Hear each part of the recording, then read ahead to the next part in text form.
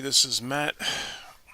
I am getting back into official chamber, getting back into doing my live streams. Um, wow, just a lot of time went by. I guess I lost about 2 months between getting a vaccine and some other stuff happening here. And I guess that's the way it goes, right? That's life. All right, so let's just start to get into it today. Crypto to some degree. So I'm gonna go ahead and start with that. Um, I've been asked what to do with crypto. Different members of my family, people seeing it as something that they want to participate in and don't know how. Um, so I just wanted to say this is the problem. Um, you're comparing it to something like a stock or an investment. It's difficult to get your head around it, I guess. If you're comparing it to actual currency or money, I think that's really where people want to try to understand it. So, cryptocurrency, in a nutshell, is a basic way of doing transactions between two people so that the transaction is secure and it's also encoded.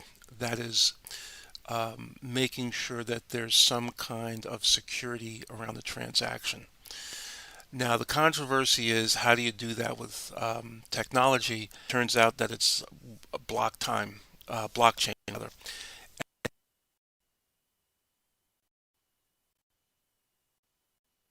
equation. And once the equation is solved, it's given credit for having solved the equation, and then the data is allowed to pass through something called a distributed ledger.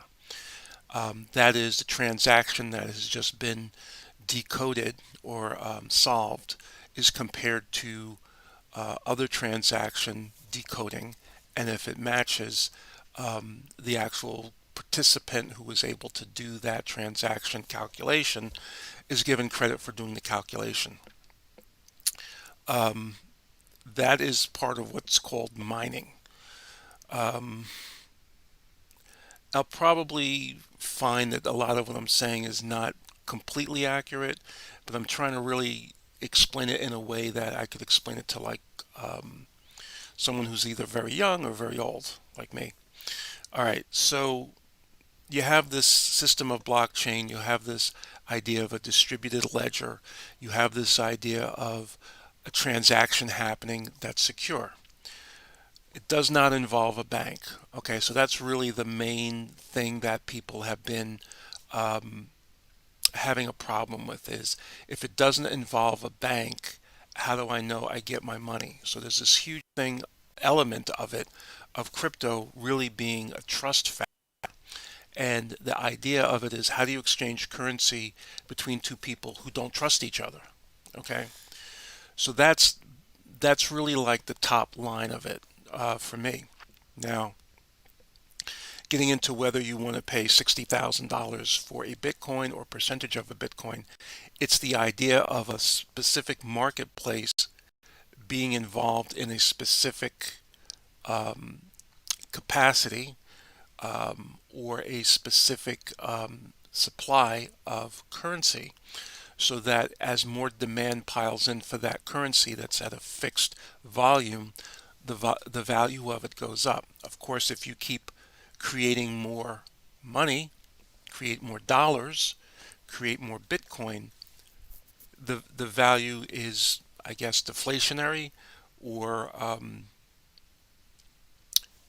for what we're looking to try to get to is some kind of stability. So therefore, we get something called stablecoin. All right. So now I'm going to bring in something that is like you can go ahead and read rather than listening to me. This article on the block, Visa wants to help you pay with central bank digital currency. And we're going to go ahead and go to that. in this transition right here.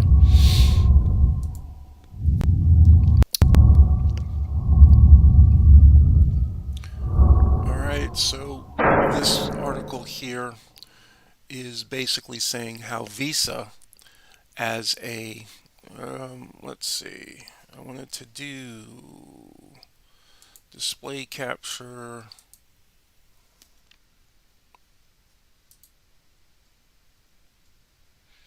Well, I think I may have to, let's see, where am I going with this? This is, go back here. Uh,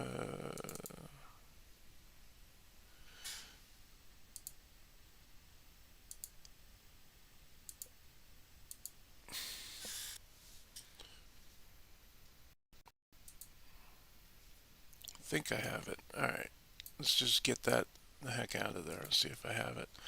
All right, so there's the problem. All right, freaking back into the tech. All right, so Visa wants to help you with central bank. Visa recently became the first major payments network to use a stablecoin to settle a transaction. Now that it has its sights set on facilitating central bank digital currency payments, all right, so this is a the paywall here. I'll cut back to this in a second. Okay. Um, then you got Venmo is adding support for users to buy, store, and sell cryptocurrency. Okay. So Venmo is releasing a feature that allows the option to store, buy, and sell popular cryptocurrencies. PayPal announced on Tuesday. Similar to PayPal, Venmo will support different currencies: Bitcoin, Ethereum, Bitcoin Cash, and Litecoin. Um, PayPal had said last year that Venmo would get support for cryptocurrencies. All right.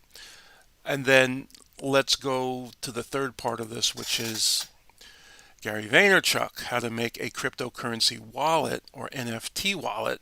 All right. So we want to get into um, not so much the NFT part of it, but the idea of making a cryptocurrency wallet. All right. So if you go into, say, Coin,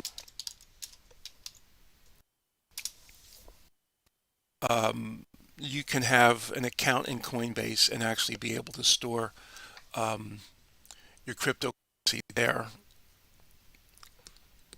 And then if you want to do Coinbase Pro platform, so you can go ahead and do that as well. So this is the Coinbase site. If you haven't been here, uh, it's just listing all of the cryptocurrencies, what's tradable, gainers, losers. Um, there we go. So let's see. You can see that Bitcoin is 0.8%. Price is 55,000. Um, there's Ethereum's up. Cardano. We're going to talk about that today a little bit. Um, and then if you wanted, so here's like an example of something. All right, if you take say take Litecoin, this is an example. Um, what happened if you bought Litecoin, say at this peak here, or this peak here, or here? Okay, the value of what you have in your wallet changed. So if you bought it here at $1.80 a coin, and it's now at 266, yes, you could trade that coin for another cryptocurrency, or if someone wanted to pay you cash for it, you would be able to get quote 266.15 minus some fees for doing the transaction. And that seems to be what the idea of it is that people are now trying to get in on cryptocurrency to have it as a investment and have it pay a dividend much like a stock. Okay. The issue is with this is you don't own anything, right? So all you are doing is participating in an exchange market as long as there's a demand for Litecoin and people are doing transactions with Litecoin. What you've purchased will be worth something. I say purchase if you've taken US dollars and gone in when it's say at its this peak here in say 267.80 or 319.89, and then here it's $47.73. So how do you want to handle taking your money out of the bank, right? Buying a cryptocurrency to have it worth $300, $420 one day, and then 2 years later, $45.54. Okay? So in my family, with my kids, people in my family asking me the question, I don't know how to tell them, yeah, you should go ahead and pick a cryptocurrency and put money in there to be able to pay bills or to be able to make purchases. All right. So let's let's just say this now. Okay. If you did do this, what's really the risk? Well, this is the risk. This is that says with an AI, artificial intelligence, that says, as these currencies change value, move my currency around so that I maintain a value of X or 2X or 3X or some kind of a multiple of the value. So a percent increase. So if I'm saying I want to have a 0.4%, a 4% increase today, make sure that all the trades that happen with all crypto that I own, I get a yield of 5%. I don't know. I don't know if that's viable, if that's going to happen. I just know that there are people, very wealthy people, very heavily leveraged, excuse me, such as Michael Saylor of MicroStrategy, that have put hundreds of millions of dollars of their reserve assets, cash, into crypto because they believe that at some point the value of the crypto that they've put their money in on, say Bitcoin, is going to be worth at least what it was when they put their money in, so that when they take their money out, they will be better off. So I think you have to look at it as a long-term um, prospect. That if you're going to look at this and say, I put my money in, I bought crypto um, a year ago at $9,000 and it's now, your question is it going to come down from that? But if you bought it here, then all you're looking to see, did it maintain $3,000 a coin, 3,867 a coin. All right. Um, so a good place to get started, where I got started, was Coinbase. Um, they offer a lot of different things that you can get rewarded with crypto. So if you go in and sign in and join, um, you start to do any kind of answering questions or doing some tutorials or whatever on different Bitcoin, different cryptos, not Bitcoin, different cryptos. You will get rewarded in crypto for answering some questions. I actually did it with several different coins. So, you can actually create a small portfolio, maybe worth $100, $150 or something like that. All right, real quick, I'm going to do this and then I think I'm going to hop off today because I'm just running a little rough. Um, it's the first day back. All right. So what Gary Vaynerchuk is talking about here is he's going to be releasing some NFT Cinco de Mayo, May 5th. Um, Gary's big into collectibles, getting attention, marketplaces, advertising, all great. One thing I wanted to just say is that when you own this cryptocurrency, if you own it in an exchange, there is a risk of it being hacked. And with that risk, you can lose your money the way you would lose it at if your PayPal account was hacked or um, your bank account was hacked or your credit. Um, if if Coinbase were to be hacked and something, funds taken out, there's not really a lot you can do. The question is, does Coinbase have enough to retrieve, you know, an account that has a market cap of, $1 trillion? Okay. So what you do is you get a cryptocurrency wallet, crypto wallet, and that wallet you can either run off of your browser, or you can have it as a piece of hardware that you actually, physically can hold. Um, so this article here, he talks about um, custodial, non-custodial wallets.